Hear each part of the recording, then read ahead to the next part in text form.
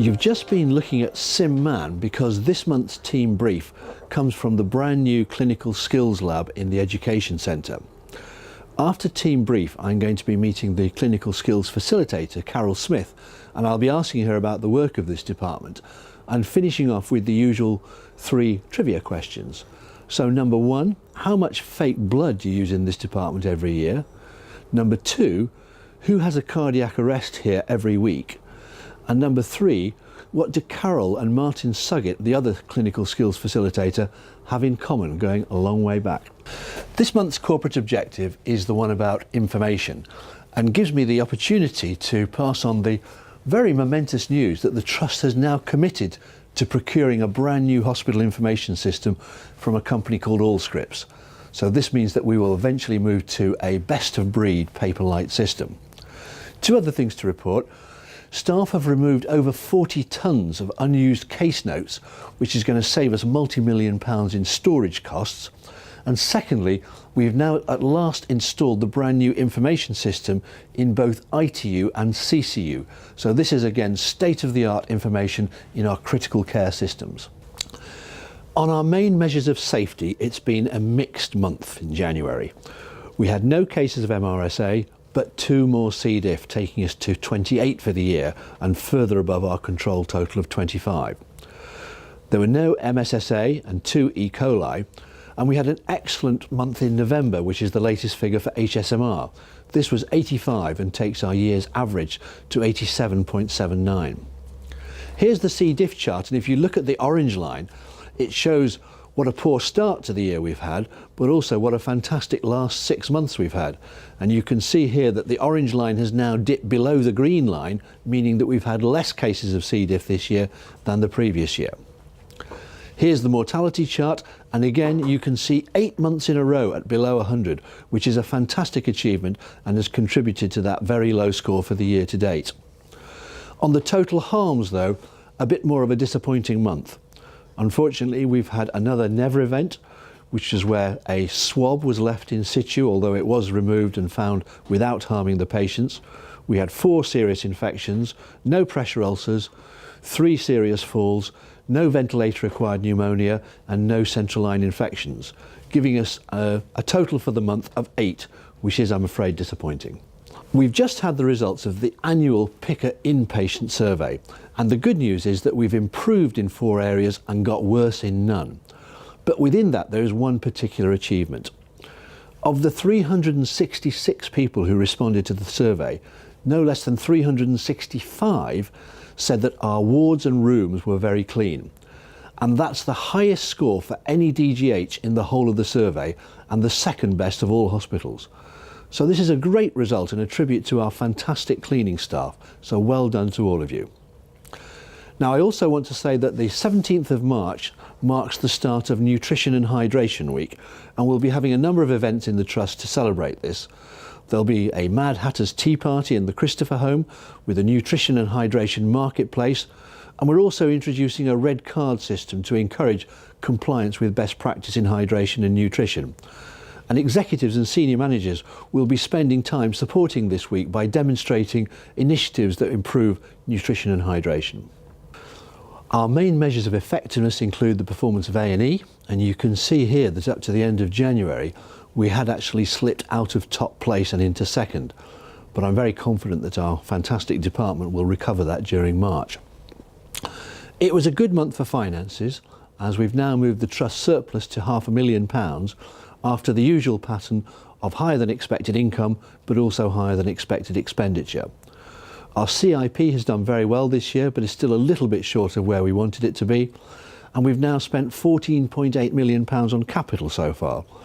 The bottom line is that we have a financial risk rating of 3, which is satisfactory, and we look like we're heading towards a surplus for the year of around about 3 million. So if I now pick out some of the highlights and lowlights of the year, in addition to the things that I've already mentioned, I want to point out that orthopaedic 18 weeks is doing very well.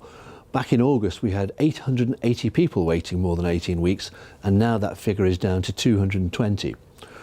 We've also been successful in some IT bids where we've got £260,000 to support some new systems that we're introducing. and the Hanover building conversion has won a local award as the top renovation. On the more negative side, I've already talked about A&E, but that's continued into February, and our unscheduled care system has come under considerable pressure, not helped by having norovirus on several of the wards. On C. diff, one more case in February has taken us to 29 for the year, and of course there is the Never event that we've experienced. The latest position on Healthier Together is that we are moving closer to a possible public consultation in June, which could go one of two ways. In the worst case scenario, this will be a consultation as to whether Wigan could become a green hospital in this red-green model of care, something that none of us support, and I'm sure that the people of Wigan will not like either. The better possibility is that the work we've been doing with our partners in Bolton and Salford, along with the internal work in Wigan on integrated care, that will be the subject of consultation, and if that's the case, I think we can all be very happy. But unfortunately at this stage it's not possible to say for certain what's going to happen, but we do retain strong support from Wigan CCG, from Wigan Council and from Wigan Health Watch. Now we're about to introduce a new system of PDRs. This is going to start in April 2014 and is a cascade process, starting with me doing the PDR for my executive team and then rolling it downwards throughout the organisation.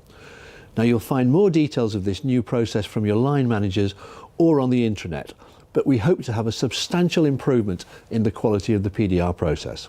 So here I am discovering just how hard laparoscopic techniques are, but fortunately it's on a simulator. So now let me move on to the WWL way and the latest results of the quarterly pulse check, where I'm very pleased that we got a 33% response rate from staff. Now on the whole, the answers to the questions are pretty positive, with 79% positive scores, and nearly 70% of staff would recommend the Trust as a place to treat their friends or family. Two of the most positive scores are about staff feeling trusted, 84%, and staff feeling supported to carry out their role, 78%.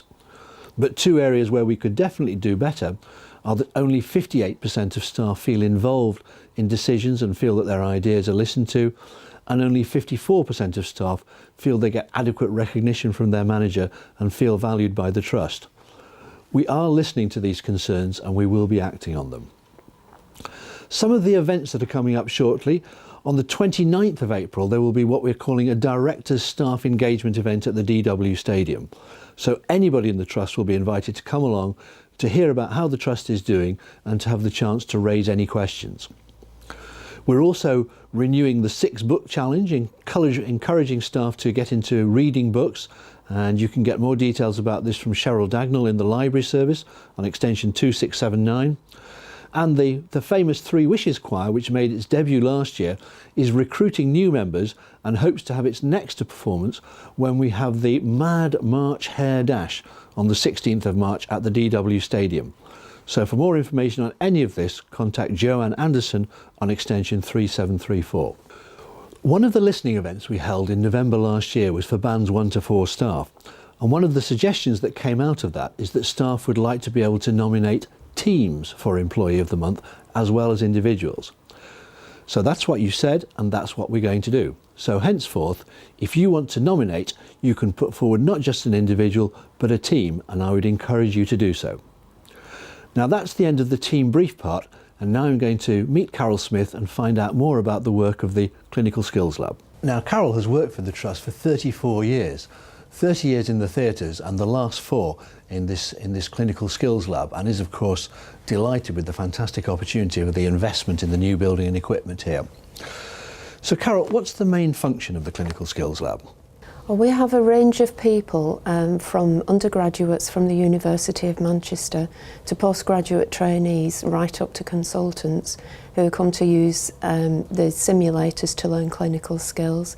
We have a range of simulators, low-tech from venipuncture cannulation arms right up to high-tech SimMan. That's fantastic. And what are you most proud of? Well, I'm very proud of the service that we deliver. We get very good feedback from both the students and the university. You can see the confidence that the young people are gaining in the practical skills which they can use in the clinical area. But of course we couldn't do anything without the support of our manager Sue Newell and the rest of the centre staff.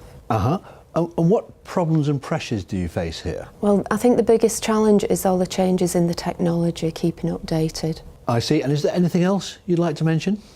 Yes, we're running regional and national courses here now, so we have delegates and faculty coming from afar. And finally, the 3 quiz questions. So, number 1, how many litres of fake blood do we use per year in this department? Approximately 75 litres. Number 2, who in this department has a cardiac arrest every week? That would be Simman. And finally, what do the 2 clinical skills lab staff have in common going back a long way? Well, that would be Martin and myself. We both used to do competitive ballroom dancing in our younger days.